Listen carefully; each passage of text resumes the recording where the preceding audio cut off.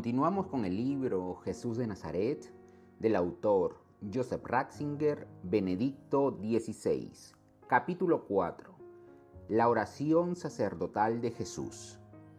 En el Evangelio de Juan, después del lavatorio de los pies, siguen las palabras de despedida de Jesús, que al final en el capítulo 17 desembocan en una gran oración, para la que el teólogo luterano David Cetrus acuñó la expresión oración sacerdotal. El carácter sacerdotal de esta oración fue subrayado en los tiempos de los padres de la Iglesia, sobre todo por Cirilo de Alejandría.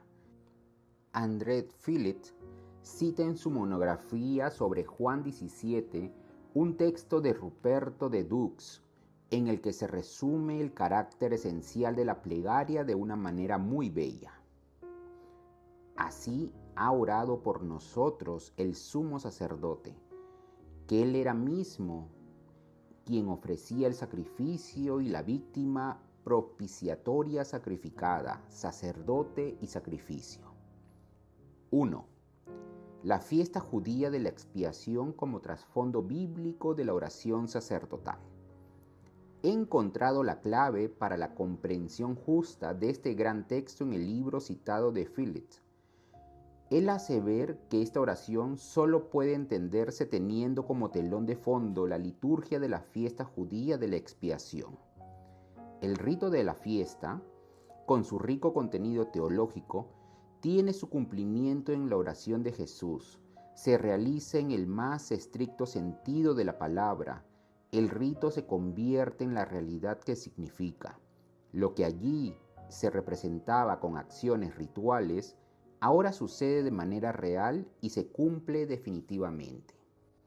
Para entender esto, hemos de fijarnos ante todo en el ritual de la fiesta de la expiación descrito en Levítico 16 y 23, 26 al 32.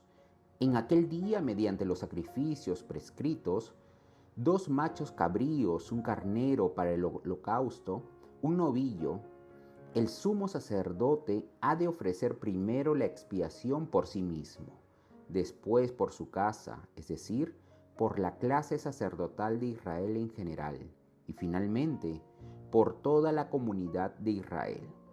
Así purificará el santuario de las impurezas de los hijos de Israel y de todas sus transgresiones con que hayan pecado.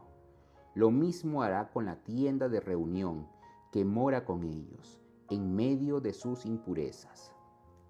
Únicamente durante estos ritos, una sola vez al año el sumo sacerdote pronuncia en presencia de Dios el santo nombre que normalmente no se podía nombrar y que Dios había revelado desde la zarza ardiente, aquel nombre por el cual, por decirlo así, Él se había hecho tangible para Israel.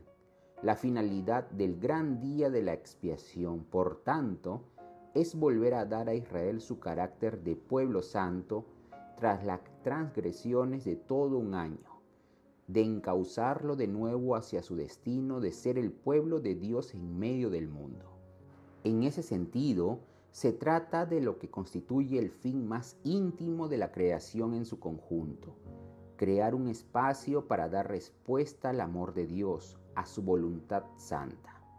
En efecto, según la teología rabínica, la idea de la alianza, de crear un pueblo santo que esté ante Dios y en unión con Él, es anterior a la idea de la creación del mundo, más aún en su más honda razón de ser. El cosmos no fue creado para que hubiera multitud de astros y tantas otras cosas más, sino para que hubiera un espacio para la alianza, para el sí del amor entre Dios y el hombre que le responde. La fiesta de la expiación restablece una y otra vez esta armonía, este sentido del mundo reiteradamente perturbado por el pecado, y por eso representa la cumbre del año litúrgico. La estructura del rito descrito en Levítico 16 es retomada precisamente en la oración de Jesús, así como el sumo sacerdote hace la expiación por sí mismo, por la clase sacerdotal y por toda la comunidad de Israel. También Jesús ruega por sí mismo, por los apóstoles y finalmente por todos los que después, por medio de su palabra, creerán en Él, por la iglesia de todos los tiempos. Él se santifica a sí mismo y ofrece santidad a los suyos, el que aquí se trae a fin de cuentas de la salvación de todos, de la vida del mundo en su totalidad.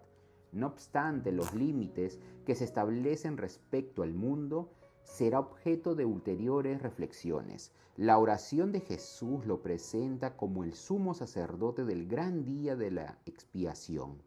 Su cruz y su exaltación son el día de la expiación para todos, en el que la historia entera del mundo, frente a todas las culpas humanas con todos sus destrozos, encuentra su sentido y en el que se le introduce en su auténtica razón de ser y su adonde. A este respecto, la teología de Juan 17 se corresponde perfectamente con lo que la carta a los hebreos desarrolla con detalle. La interpretación que ésta expone del culto veterotestamentario en la perspectiva de Jesucristo es también el alma de la oración de Juan 17. Pero también la teología de San Pablo se orienta hacia este centro que en la segunda carta a los Corintios aparece en forma de una imploración dramática. En nombre de Cristo os pedimos que os reconcilies con Dios.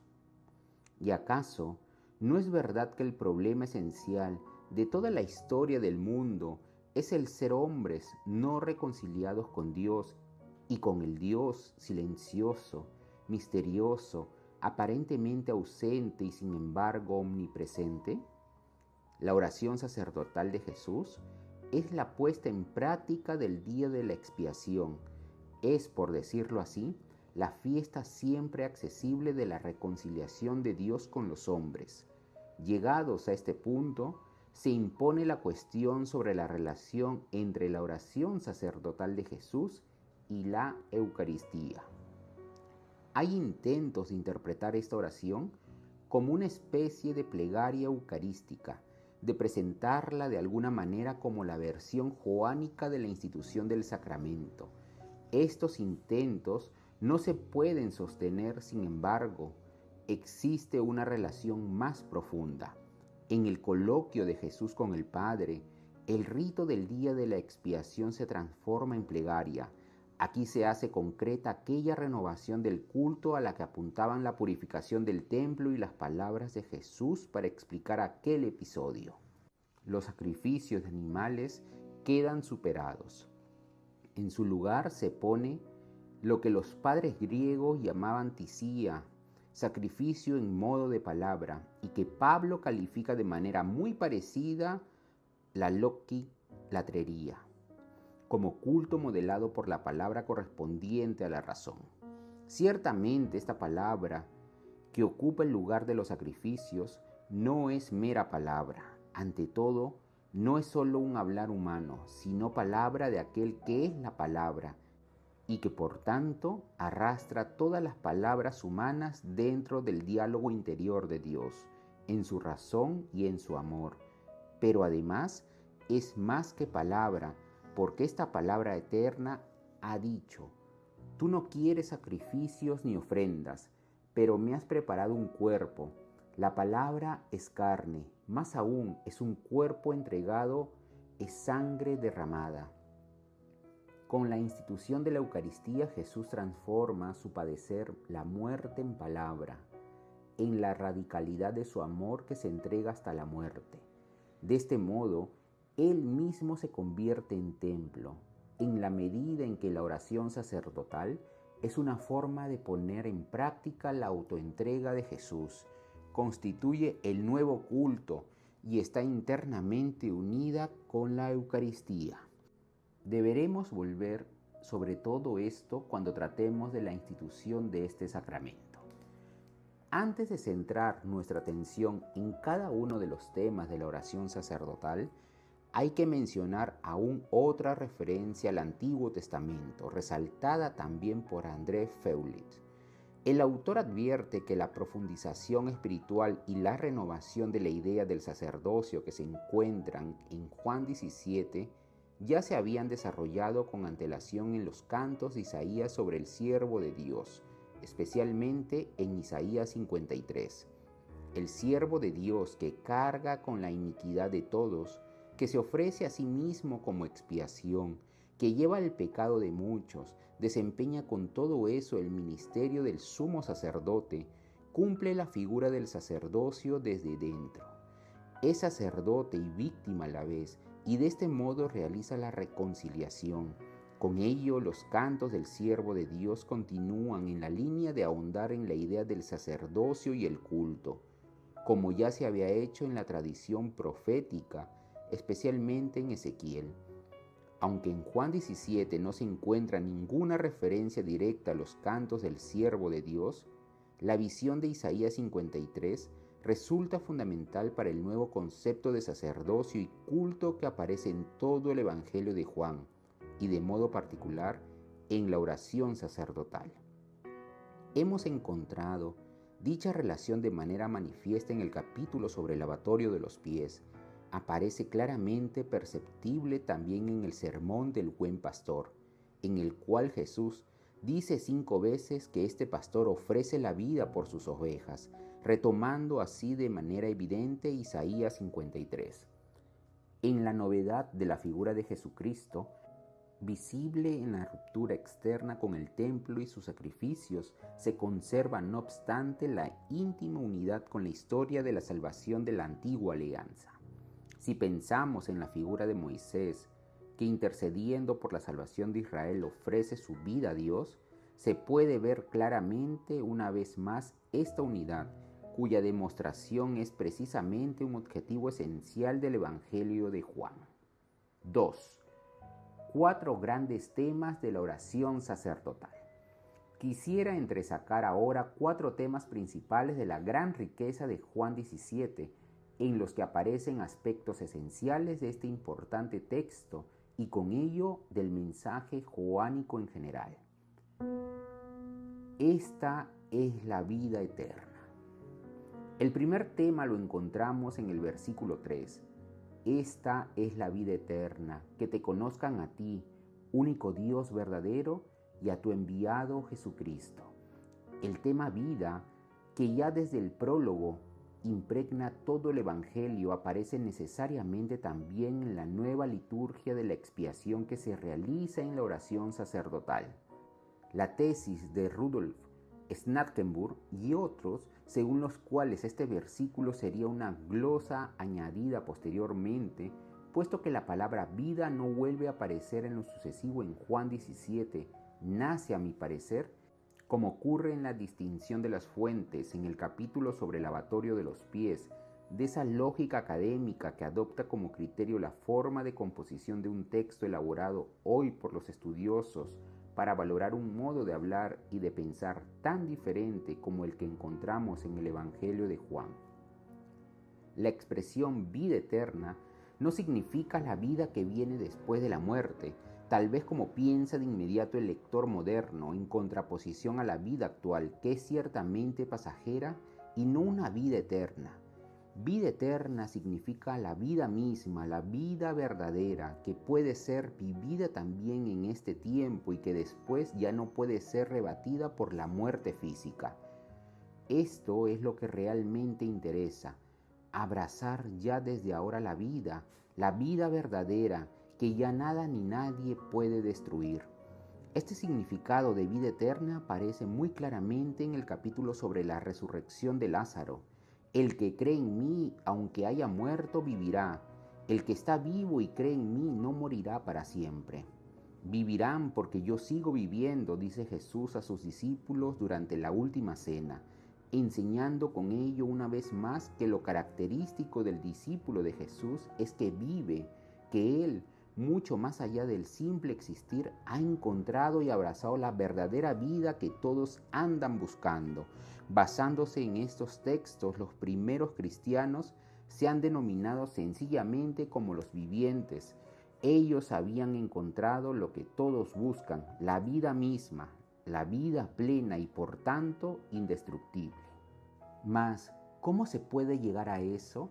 La oración sacerdotal da una respuesta quizás sorprendente, pero que ya estaba preparada en el contexto del pensamiento bíblico. El hombre encuentra la vida eterna a través del conocimiento. No obstante, ha de tenerse en cuenta que el concepto veterotestamentario de conocer presupone un conocimiento que crea comunión, es hacerse una sola cosa con lo conocido. Por eso, la clave de la vida no es un conocimiento cualquiera, sino el hecho de que te conozcan a ti, único Dios verdadero, y a tu enviado Jesucristo. Esta es una especie de fórmula sintética de la fe en la que aparece el contenido esencial de la decisión de ser cristianos, el conocimiento que se nos ha dado por la fe. El cristiano no cree una multiplicidad de cosas, en el fondo cree simplemente en Dios, cree que hay realmente un único Dios, pero este Dios se le hace accesible en quien ha enviado Jesucristo. En el encuentro con Él se produce ese conocimiento de Dios que se hace comunión con ello, llega a ser vida. En la doble fórmula, Dios y su enviado, se puede percibir el eco de lo que aparece muchas veces en el libro del Éxodo, especialmente en los oráculos del Señor. Han de creer en mí, en Dios y en Moisés, su enviado. Dios muestra su rostro en el enviado y definitivamente en su Hijo. La vida eterna es, por tanto, un acontecimiento relacional. El hombre no adquirido por sí mismo, sino solo para sí. Mediante la relación con quien es él mismo la vida, también el hombre llega a ser un ser viviente. Se pueden encontrar estadios preparatorios de este pensamiento hondamente bíblico también en Platón, que ha incorporado a su obra tradiciones y reflexiones muy diferentes sobre el tema de la inmortalidad.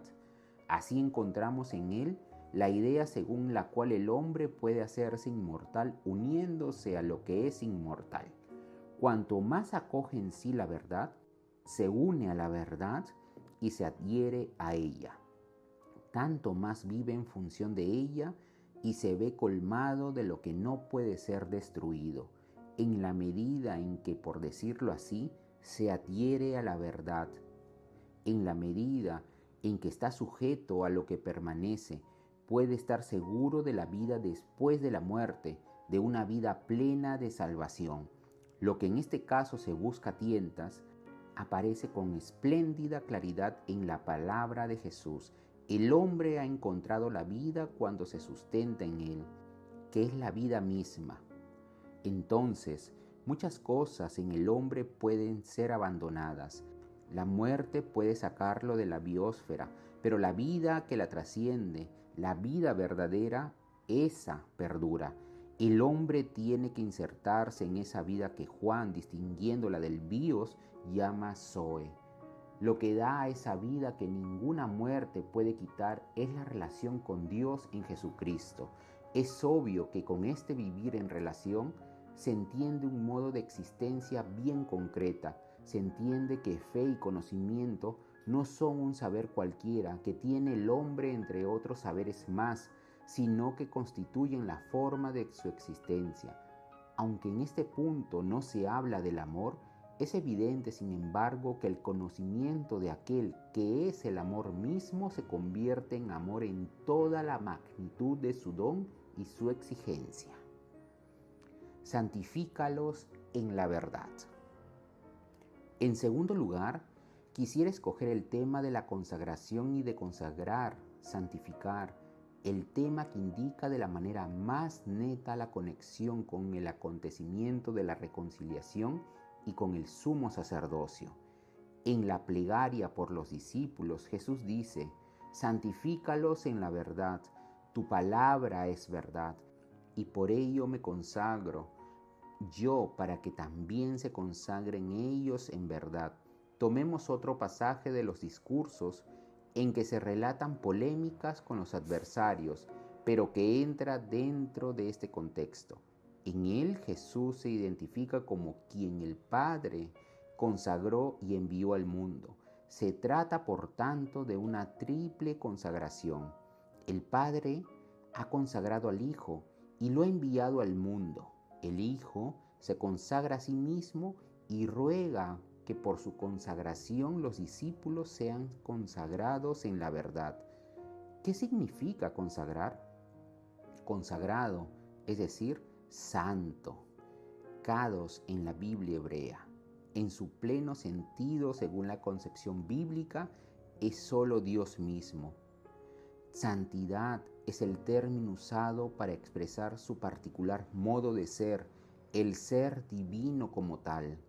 Así, la palabra santificar, consagrar, significa traspasar algo, persona o cosa, a la propiedad de Dios, y es especialmente su destinación para el culto. Esto puede consistir, por un lado, en la consagración para el sacrificio, por otro, puede significar la consagración al sacerdocio, destinar a un hombre a Dios y al culto divino. El proceso de consagración, de santificación, comprende dos aspectos aparentemente opuestos entre sí, pero que en realidad van interiormente unidos. Por una parte, consagración en el sentido de santificación es una segregación del resto del entorno propio de la vida personal del hombre. Lo consagrado es elevado a una nueva esfera que ya no está a disposición del hombre, pero esta segregación incluye esencialmente al mismo tiempo el para, precisamente porque se entrega totalmente a Dios. Esta realidad existe ahora para el mundo, para los hombres, los representa y los debe sanar. Podemos decir también segregación y misión forman una única realidad completa. Esta interrelación resulta muy clara si pensamos en la vocación especial de Israel. Por un lado, el pueblo es segregado de todos los demás pueblos, pero por otro, lo es precisamente para desempeñar un cometido para con todos ellos, para con todo el mundo. Esto es lo que se entiende con el título de Israel como pueblo santo. Volvamos al Evangelio de Juan. ¿Qué significan las tres santificaciones, consagraciones de las que habla? Primero se nos dice que el Padre ha enviado al Hijo al mundo y lo ha consagrado. ¿Qué se quiere decir? Los exégetas nos hacen notar que se puede encontrar un cierto paralelismo con esta frase en las palabras sobre la vocación del profeta Jeremías. Antes de formarte en el vientre te escogí. Antes de que salieras del seno materno te consagré. Te nombré profeta de los gentiles. Consagración significa que Dios reivindica para sí al hombre en su totalidad, que sea segregado para él, lo que no obstante comporta al mismo tiempo una misión para los pueblos. También en las palabras de Jesús, consagración y misión están entrelazadas estrechamente una con otra. Por tanto, se puede decir que esta consagración de Jesús por el Padre es idéntica a la encarnación, expresa a la vez la plena unidad con el Padre y su ser enteramente para el mundo. Jesús pertenece por entero a Dios y precisamente por eso está totalmente a disposición de todos. Tú eres el Santo de Dios, le había dicho Pedro en la sinagoga de Cafarnaúm, formulando así una gran confesión cristológica. Pero si el Padre le ha consagrado, ¿qué significa entonces me consagro yo? La respuesta de Rudolf Bultmann a esta pregunta en su comentario a Juan es convincente. Aquí en la oración de despedida antes de la pasión y en relación con el enlace con el por ellos, significa un consagrar, en el sentido de consagrar para el sacrificio. En este contexto, Bultmann cita unas palabras de San Juan Crisóstomo con las que se está de acuerdo. Me consagro, me entrego a mí mismo como sacrificio.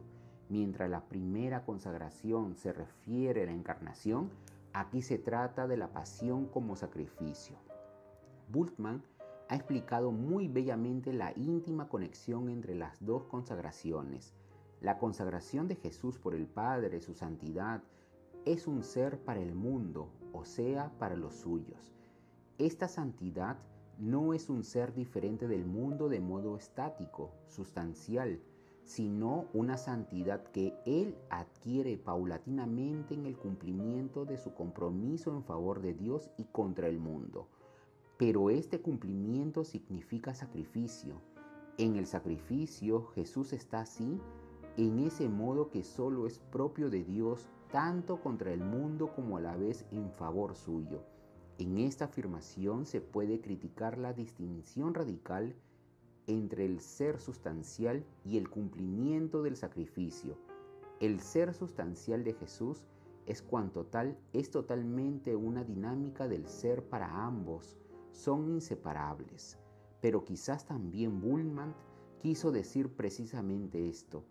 Hay que darle además la razón cuando dice que en este versículo de Juan 17-19, la alusión a las palabras en la última cena es incontestable. Con estas pocas palabras estamos ante la nueva liturgia de la expiación de Jesucristo, la liturgia de la nueva alianza en toda su grandeza y pureza. Jesús mismo es el sacerdote enviado al mundo por el Padre. Él mismo es el sacrificio que se hace presente en la Eucaristía de todos los tiempos. Filón de Alejandría había intuido ya en cierto modo el significado correcto cuando habló de Logos como sacerdote y sumo sacerdote. El sentido de la fiesta de la expiación se ha cumplido plenamente en el Verbo, que se ha hecho carne para la vida del mundo. Llegamos ahora a la tercera consagración de la que se habla en la oración de Jesús. Santifícalos en la verdad. Me consagro yo para que también se consagren ellos en verdad. Los discípulos han de estar implicados en la consagración de Jesús. También en ellos se debe cumplir este traspaso de propiedad, este traslado a la esfera de Dios y con ello hacerse realidad su envío al mundo. Me consagro yo para que también se consagren ellos en verdad, su pasar a ser propiedad de Dios. Su consagración está unida a la consagración de Jesucristo, es participar en su ser consagrado. Entre los dos versículos, el 17 y el 19, que hablan de la consagración de los discípulos, hay una ligera pero importante diferencia. En el versículo 19 se dice que ellos han de ser consagrados en verdad, no solo de manera ritual, sino realmente en todo su ser. Así creo que se debe traducir este versículo. En el versículo 17, en cambio, se dice: santifícalos en la verdad. Aquí la verdad es considerada como fuerza de la santificación, como su consagración. Según el libro del Éxodo, la consagración sacerdotal de los hijos de Aarón tiene lugar mediante su revestimiento con las vestiduras sagradas y con la unción. En el ritual del día de la expiación se habla también de un baño completo antes de ponerse las vestiduras sagradas. Los discípulos de Jesús son santificados, consagrados en la verdad. La verdad es el baño que los purifica. La verdad es la vestidura y la unción que necesitan. Esta verdad purificadora y santificadora es en último análisis Cristo mismo. Han de ser sumergidos en Él, han de ser como revestidos de Él y de este modo hacerse partícipes de su consagración, de su cometido sacerdotal, de su sacrificio. Tras el fin del templo, también el judaísmo ha tenido que buscar por su parte una nueva interpretación de las prescripciones cultuales. Este veía ahora la santificación en el cumplimiento de los mandamientos, en la inmersión en la palabra sagrada de Dios y en la voluntad de Dios que en ella se manifiesta. En la fe de los cristianos, Jesús es la Torá en persona, y la santificación se realiza por tanto en la comunión del querer y del ser con Él. Y si con la consagración de los discípulos en la verdad se trata en último análisis de la participación en la misión sacerdotal de Jesús, podemos vislumbrar entonces en estas palabras del Evangelio de Juan la institución del sacerdocio de los apóstoles, del sacerdocio neotestamentario, que en lo más hondo es un servicio a la verdad. Les he dado a conocer tu nombre. Otro tema fundamental de la oración sacerdotal es la revelación del nombre de Dios. He manifestado tu nombre a los hombres que me diste en medio del mundo. Les he dado a conocer y les daré a conocer tu nombre, para que el amor que me tenías esté con ellos, como también yo he estado con ellos.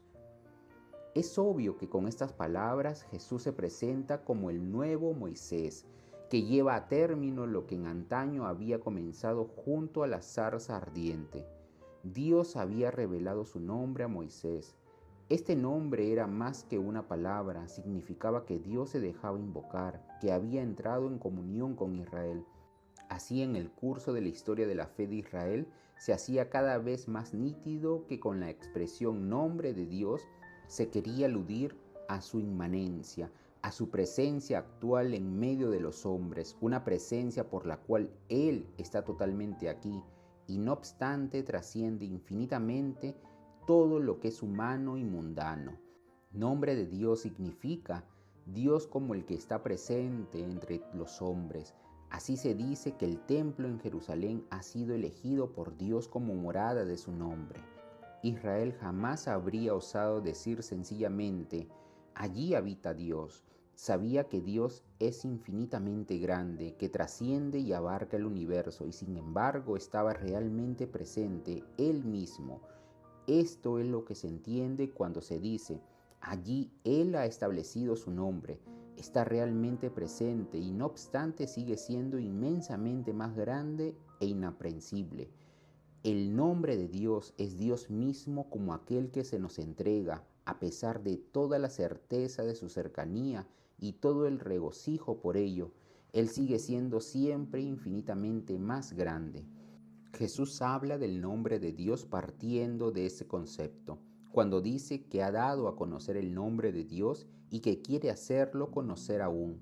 No se refiere a una palabra nueva que Él habría enseñado a los hombres como un término particularmente adecuado para designar a Dios. La revelación del nombre es un modo nuevo de la presencia de Dios entre los hombres, un modo nuevo y radical en el que Dios se hace presente entre los hombres. En Jesús, Dios entra totalmente en el mundo de los hombres. Quien ve a Jesús, ve al Padre. Si podemos decir que en el Antiguo Testamento la inmanencia de Dios estaba en la dimensión de la palabra y en el cumplimiento de los actos litúrgicos, ahora esta inmanencia se ha hecho ontológica. En Jesús, Dios se ha hecho hombre.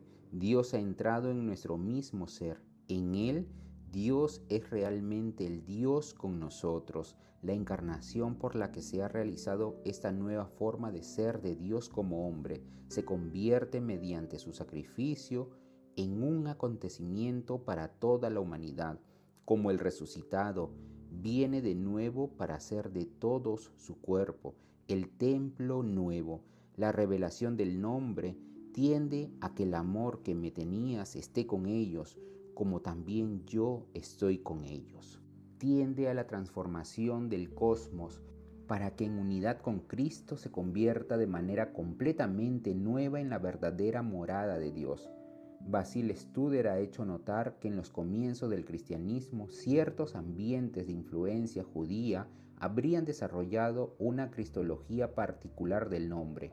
Nombre, ley, alianza, principio, día, se convirtieron entonces en títulos de Cristo. Ya se sabe, Cristo mismo como persona es el nombre de Dios, la accesibilidad de Dios para con nosotros. Les he dado a conocer y les daré a conocer tu nombre. La autoentrega de Dios en Cristo no es algo del pasado. Les daré a conocer. En Cristo, Dios sale continuamente al encuentro de los hombres para que ellos puedan ir hacia Él. Dar a conocer a Cristo significa dar a conocer a Dios. Mediante el encuentro con Cristo, Dios viene hacia nosotros, nos atrae dentro de sí, para llevarnos, por decirlo así, más allá de nosotros mismos hacia la inmensidad infinita de su grandeza y su amor, para que todos sean uno. El cuarto gran tema de la oración sacerdotal es la futura unidad de los discípulos de Jesús. Con él, la mirada de Jesús de manera única en los evangelios va más allá de la comunidad de los discípulos de aquel momento y se dirige hacia todos aquellos que crean en mí por su palabra. El vasto horizonte de la comunidad futura de los creyentes se abre para todas las generaciones. La iglesia futura está incluida en la plegaria de Jesús. Él invoca la unidad para los futuros discípulos. El Señor repite por 4 veces esta petición. En 2 de ellas, la razón que se indica para dicha unidad es que el mundo crea, más aún que reconozca que Jesús ha sido enviado por el Padre. Padre Santo, guárdalos en tu nombre, a los que me has dado, para que sean uno como nosotros, que todos sean uno como tú, Padre, en mí y yo en ti, que ellos también lo sean en nosotros, para que el mundo crea que tú me has enviado, que sean uno como nosotros somos uno, para que sean completamente uno, de modo que el mundo sepa que tú me has enviado. Cuando se habla de ecumenismo, nunca falta la referencia a este testamento de Jesús, al hecho de que antes de ir a la cruz, haya implorado suplicante al Padre por la unidad de los futuros discípulos y de la iglesia de todos los tiempos. Y eso está bien, pero es más urgente aún la pregunta, ¿por qué unidad ha rogado Jesús? ¿Cuál es su petición para la comunidad de los creyentes a lo largo de la historia? A propósito de esta pregunta, es instructivo escuchar de nuevo a Rudolf Bultmann. En primer lugar, dice que esta unidad, como está escrito en el Evangelio, se funda en la unidad entre el Padre y el Hijo. Y prosigue después, se funda por tanto no en datos de hechos naturales o de carácter histórico universal, y tampoco puede ser establecida por organizaciones, instituciones y dogmas. La unidad puede crearse únicamente mediante la palabra del anuncio, en la que el revelador en su unidad con el Padre está cada vez presente.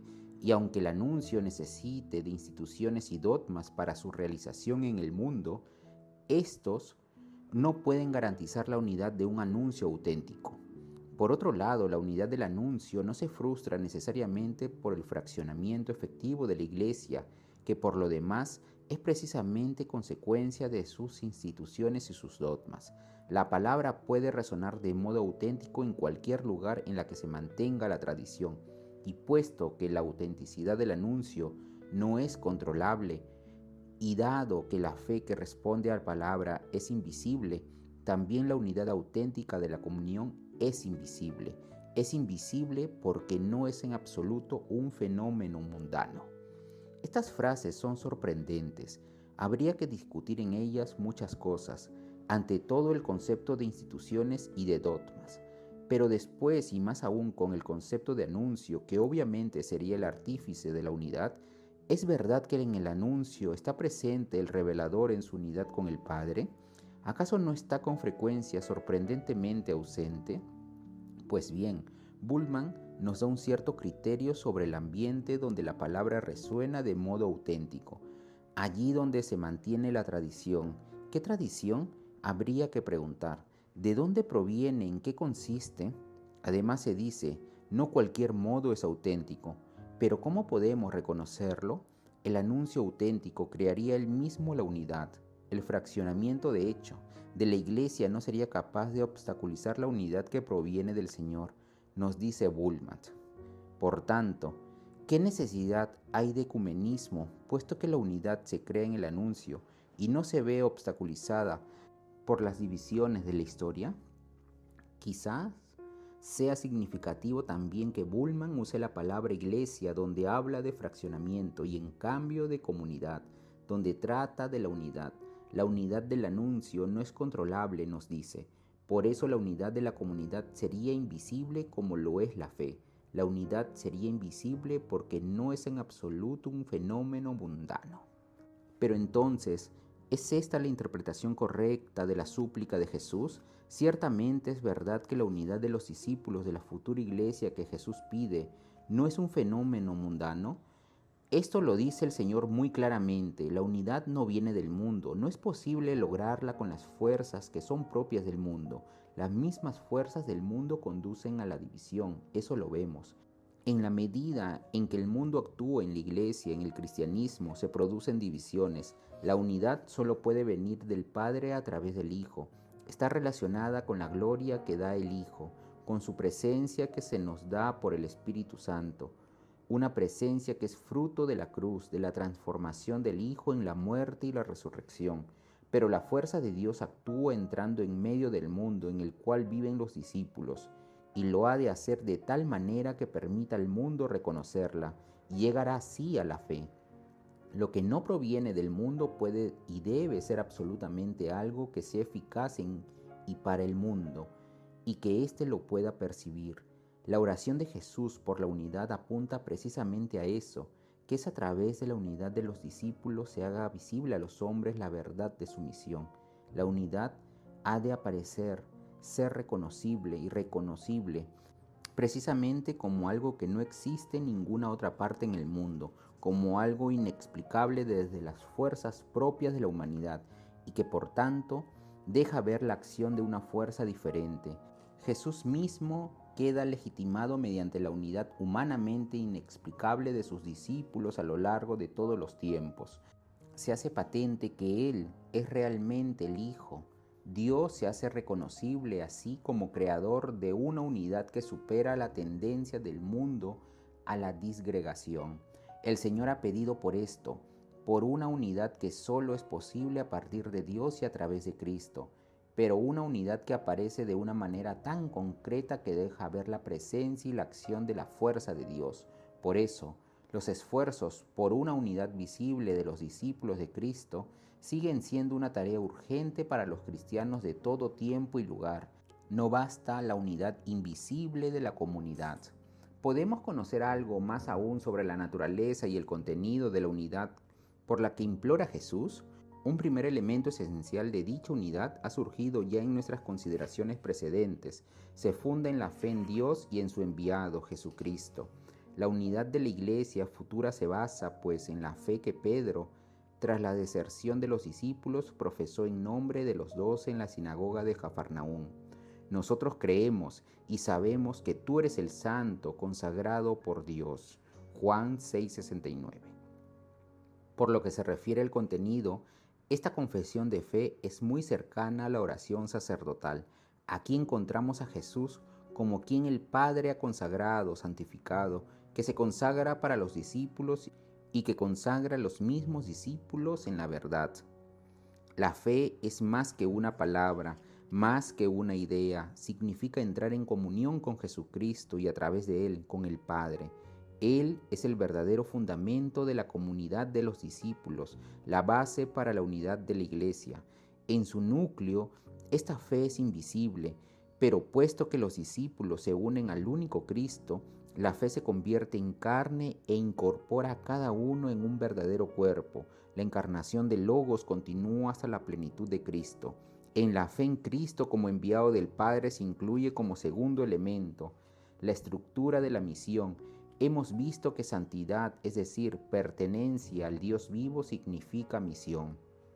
Así, en todo el Evangelio de Juan y precisamente también en el capítulo 17, Jesús como el Santo de Dios es el enviado de Dios.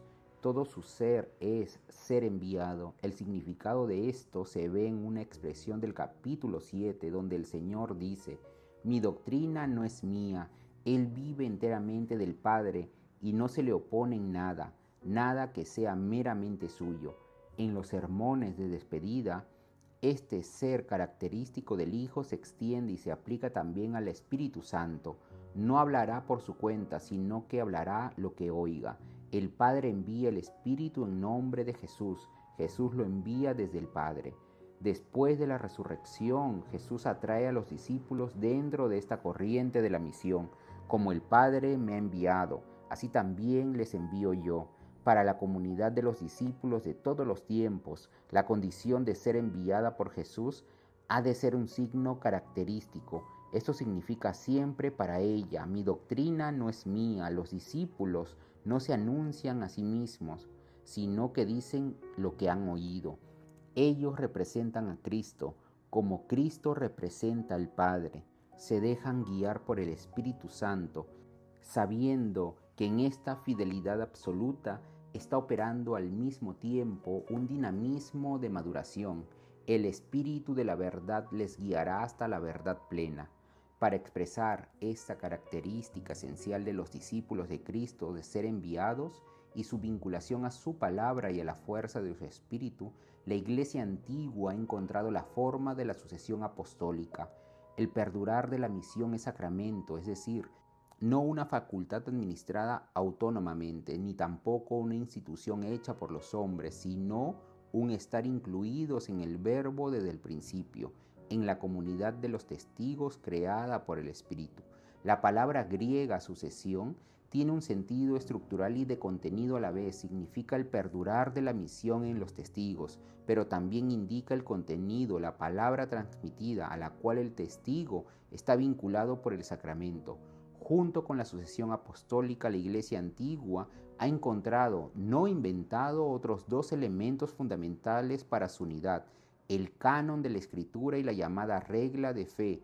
Esta última es un breve sumario de los contenidos esenciales de la fe todavía no fijado literalmente en cada uno de sus enunciados.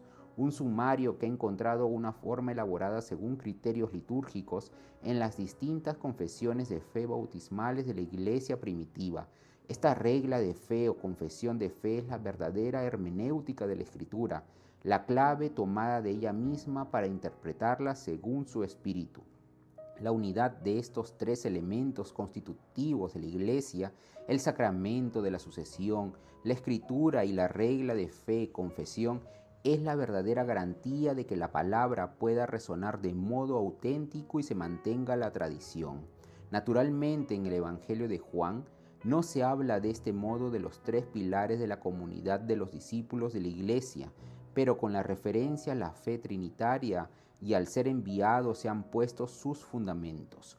Volvamos una vez más al hecho de que Jesús ruega para que mediante la unidad de los discípulos el mundo pueda reconocerlo como el enviado del Padre.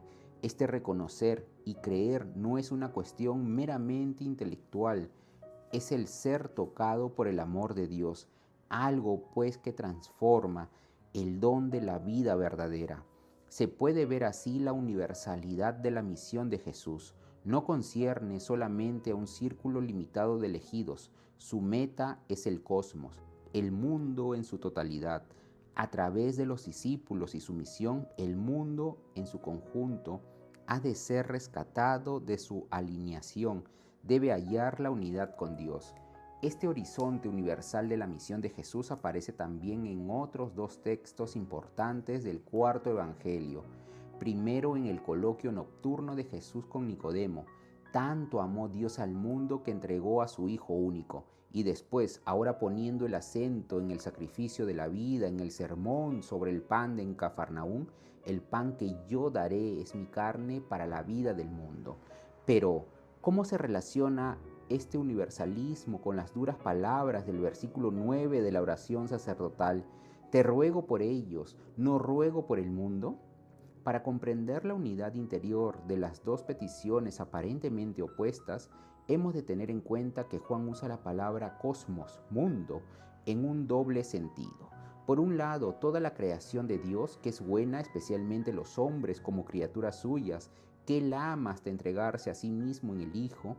Por otro, el término designa el mundo humano tal como se ha desarrollado históricamente. En él, la corrupción, la mentira, la violencia se han convertido, por decirlo así, en algo natural. Blaise Pascal habla de una segunda naturaleza que se habría superpuesto en el curso de la historia a la primera. Algunos filósofos modernos han explicado esta situación histórica del hombre de muchas maneras. Martin Heidegger, por ejemplo, cuando habla del ser condicionado por el sé impersonal, del existir en la no autenticidad, la misma problemática aparece de forma muy diferente cuando Karl Marx explica la alineación del hombre. En el fondo, la filosofía describe con esto precisamente lo que la fe llama pecado original. Esta especie de mundo tiene que desaparecer, debe de ser transformado en el mundo de Dios. Esta es propiamente la misión de Jesús, en la que se implican los discípulos: llevar al mundo fuera de la alineación del hombre respecto de Dios y de sí mismo, para que el mundo vuelva a ser de Dios y el hombre, al hacerse una sola cosa con Dios, torne a ser totalmente Él mismo. Esta transformación, sin embargo, tiene el precio de la cruz y para los testigos de Cristo, el de la disponibilidad al martirio. Si miramos finalmente en retrospectiva el conjunto de la petición por la unidad, podemos decir que en ella se cumple la institución de la Iglesia, aunque no se use la palabra Iglesia. En efecto, ¿qué es la Iglesia sino la comunidad de los discípulos que mediante la fe en Jesucristo como enviado del Padre recibe su unidad y se ve implicada en la misión de Jesús de salvar el mundo llevándolo al conocimiento de Dios? La Iglesia nace de la oración de Jesús, pero esta oración no es solamente palabra, es el acto en el que Él se consagra a sí mismo, es decir, se sacrifica por la vida del mundo. También podemos decir, dándole la vuelta a la afirmación, en la oración, el acontecimiento cruento de la cruz se hace palabra, se convierte en fiesta de la expiación entre Dios y el mundo. De allí brota la Iglesia como la comunidad de los que por la palabra de los apóstoles creen en Cristo. Con ello hemos finalizado el capítulo 4, la oración sacerdotal de Jesús, del libro Jesús de Nazaret, del autor Joseph Ratzinger, Benedicto XVI.